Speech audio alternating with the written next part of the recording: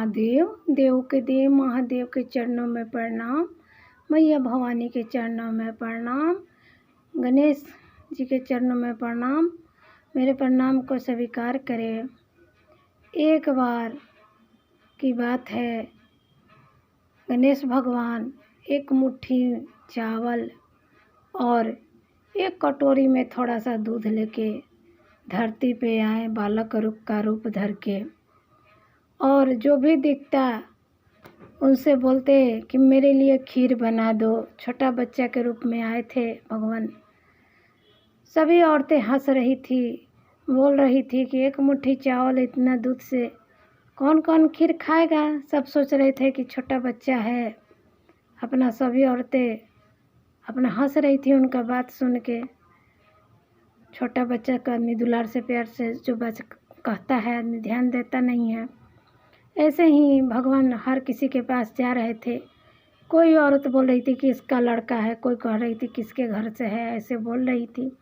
और गणेश भगवान बस यही बात रट रहे थे कि मेरे लिए कोई खीर बना दो, मेरे लिए खीर बना दो। ऐसे ही घूम रहे थे बोलते हुए, तो एक गांव में एक बूढ़ी अम्मा रहती थी अपने बेटे बहू के साथ।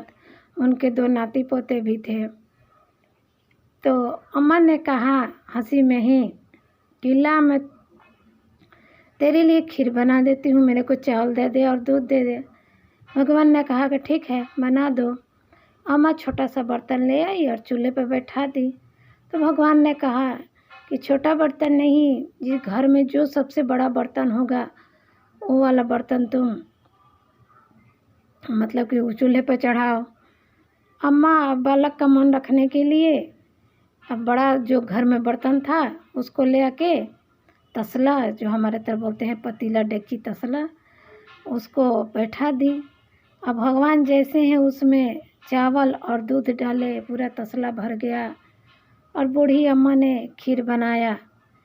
जब खीर बन के अब तैयार होने को था तो भगवान बोले, अम्मा मैं थोड़ा हाथ मुँह धो के आता हूँ, फिर मैं खीर खाऊंगा। अम्मा ने बोला ठीक है जाओ, तब तक थोड़ा ये खीर ठंडा हो जाएगा। अब अम्मा ने क्या किया, अब भगवान गए तो आए ही नहीं, कुछ देर हो गया। और अम्मा के जो नाती पोता थे 2, और खीर देख के, अब तो लोग गरीब थे, जब देखा बच्चा लोग कि मेरे घर खीर बन रहा है तो अम्मा को मांगने लगे कि दादी मुझे खीर खिला दो, दादी मुझे खीर खिला दो। अब अम्मा बहुत परेशान थी कि मैं क्या करूं, अभी तो बालक आया नहीं और मेरे नाती पोता मांगने लगे।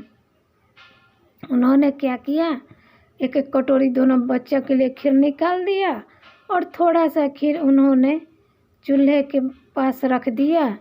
बोला कि गणेश जी भोग लगा लीजिए। अलग सबसे पहले कटोरी में निकाल के रख दी, बोली चूल्हे के पास रख के बोली गणेश जी भोग लगा लीजिए, और दोनों बच्चे को दे दी खाने के लिए। अब वो क्या करे, कुछ उधर का अपना बच्चा लोग खा लिया। अब इंतज़ार कर रही थी कि अब वो बालक आएगा, अब बालक आएगा। जब वहाँ से कुछ हटी, बाहर गई देखने के लिए, तो उसकी जो बहू थी उसको मन ललचा रहा था कि मैं कब खीर खाऊंगी। उसने क्या किया, जैसे ही देखी कि मेरी सास बाहर गई है, एक कटोरी खीर उसने भी अपने रूम में लाके थोड़ा सा खीर पहले निकाल दी। बोली गणेश भगवान भोग लगा लीजिए, ऐसा कह के, और उसने खीर खा लिया। अब ऐसा हुआ कि मतलब बूढ़ी अम्मा ताक रही थी, अभी तक वो आया नहीं। फिर बूढ़ी अम्मा को भी मन किया खीर खाने के लिए, तो फिर उन्होंने भी अपने लिए कटोरी में खीर निकाली। तब भी उसमें से थोड़ा सा खीर निकाल के बोली गणेश भगवान आप खा लीजिए।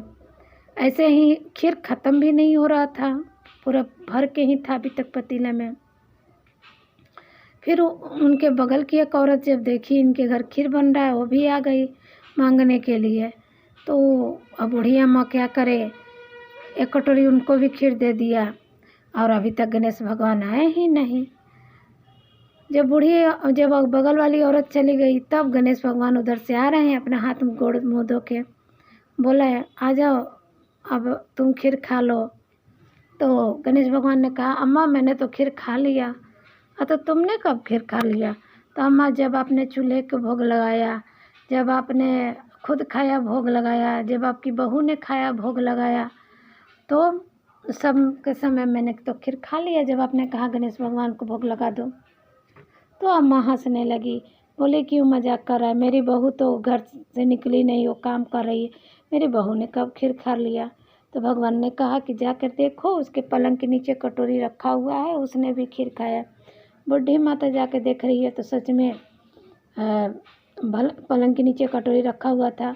अब वो समझ गई कि ये बालक कोई मतलब असाधारण बालक नहीं है, इसमें बहुत शक्ति है। उन्होंने कहा कि आओ अब खीर खा लो। फिर अम्मा ने दिया एक कटोरी खीर, उनको भी गणेश भगवान खा लिए। खाने के बाद अम्मा ने कहा कि अब मैं इस खीर का क्या करूं, इतना सारा खीर बच गया है। कहाँ गणेश भगवान बोले, अम्मा जितने भी अगल बगल के आदमी है सबको एक कटोरी बांट के आओ। पूरे गांव में अम्मा ने खीर बांट दिया। और जब यह खबर उस गांव के राजा के पहुंची, पास के गांव में राजा रहते थे, तो उन्होंने बुढ़िया को बुलाया। बुढ़िया गई राजा के पास तो बोले राजा कि मैं राजा हूँ तो वैसे बर्तन तुम्हारे पास रहना चाहिए कि मेरे पास। तो अब बूढ़ी माता क्या करे, बोले ठीक है आप ले लीजिए। जैसे ही खीर से भरा हुआ बर्तन राजा के पास गया और ढक्कन खोला गया, उसमें पूरे कीड़े मकोड़े पड़ गए। अब राजा क्या करे, बहुत परेशान हो गए, बोले ये अब मैं क्या करूँगा ऐसा बर्तन लेके। उन्होंने वापस बुढ़िया को ही दे दिया। और जैसे ही बुढ़िया के घर वापस बर्तन आया, फिर एकदम सुगंधित खीर से भर गया बर्तन। और बुढ़िया खुश हो गई, उसी खीर से रोज़ अपना मंदिर में भोग लगाती, जितने आते जाते उसी बर्तन में अपना बनाती खाना और सबको भोग लगाती। ऐसे वो खीर वाली बुढ़िया के नाम से प्रसिद्ध हो गई। आते जाते राजगीर राहगीर सब आते उसके घर खाना खा के खीर जाते। ऐसे बहुत बुढ़िया का प्रसिद्ध हो गई। और जो भी आता बाहर से खाता तो दान में कुछ न कुछ बुढ़िया को दे के जाता है, जिससे उसने बूढ़ी माता ने गणेश जी का एक बड़ा सा मंदिर बनवा दिया। और मंदिर के पास बैठी रहती बुढ़िया, मंदिर में अपना पूजा अर्चना करती और जो कोई भी आता जाता उस खीर के प्रसाद को अपना देती। तो ऐसे ही जैसे गणेश भगवान ने बुढ़िया माता के घर को भरा, वैसे ही सबके घर को भर दे। हर हर महादेव, हर हर महादेव।